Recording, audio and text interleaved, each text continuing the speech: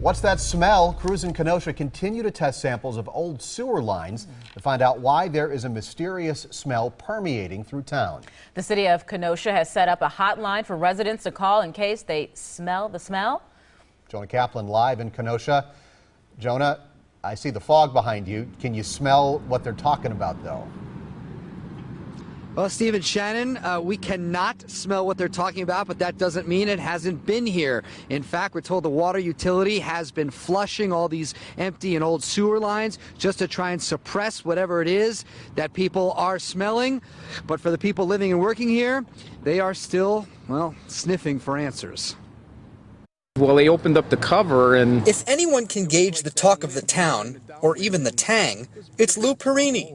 He grew up here, and he even owns a gas station. I say methane because it's like, I know the difference between gas and other chemicals. Perini first smelled trouble nearly 2 weeks ago. A team of investigators found the presence of hydrocarbon vapors in 2 abandoned sewer lines confined to an area east of 13th Avenue between 52nd and 56th Streets. Wherever it's coming from is off-site. I don't want it to contaminate my property, even though I'm a gas station. That worries me, number one. 2,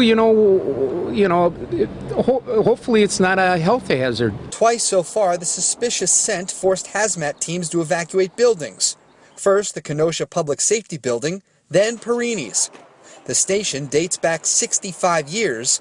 Today we found out the presumed source of the odor could be twice as old. The area that we currently sit on during the early 1900s, this was a huge industrial area. There was some kind of a coal processing plant. There were other fuel stations. The Kenosha Sheriff, Health Department, Fire Department, Emergency Management, even the DNR is in on trying to solve the problem. We don't know. I mean, as far as our end of it, as far as law enforcement goes, we're waiting. We're waiting for that answer, and I know that they are too. Now, if you look here in the distance through the fog, you see an orange cone, you see some tire tracks. There was an environmental, recovery crew that were here, a cleanup company. They took a look, they took some samples, and they have found what they think they're looking for about those sewer lines dug far beneath this ground, but they are promising that there is no health hazard to any of the people here. We are live in Kenosha this afternoon. Jonah Kaplan, today's TMJ4. Jonah, that's good to hear, but again, it is worth asking, do you smell anything, though, now? We do not smell anything now, nor did we earlier in the day. But again, that doesn't mean that people here are wrong or their scents are off. Don't forget, there's a breeze off the lake. There are different currents coming from wherever you are here.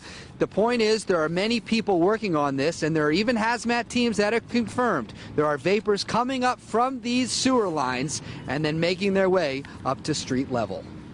All right. Thank you, Jonah.